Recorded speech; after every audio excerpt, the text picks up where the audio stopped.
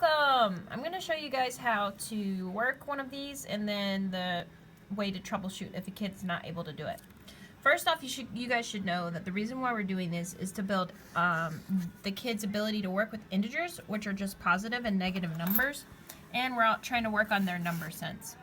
So what you should know is that in each of these squares, each one is called an addend, meaning they add up together to give you the sum. So what are students generally going to do is they're going to add up what's inside the 3 that they're given, which in this case is 20, and then they're going to say what could go here that I add or subtract from this that will give me the sum. In this situation, it's going to have to be a negative number because our sum here is 20 of these 3 addends.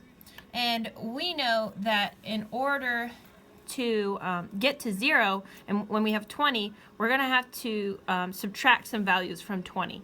If we subtract 19 or we add negative 19, that's going to give us 1. That's not enough. We need to actually do 20 plus negative 20, and that will give us 0.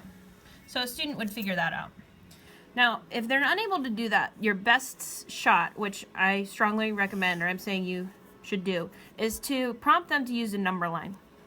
And on a number line, we know that this side, the left-hand side is negative and the right-hand side is positive.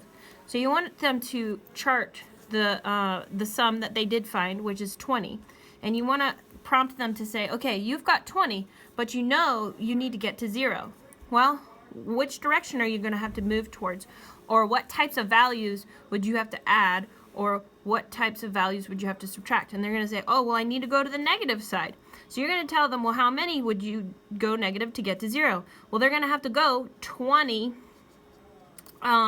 spots, I guess is what a kid would say probably. 20 spots to get to 0. And which direction are you going? You're going to the negative side. So you're going to be adding negative 20 or just subtracting 20. It's the same thing.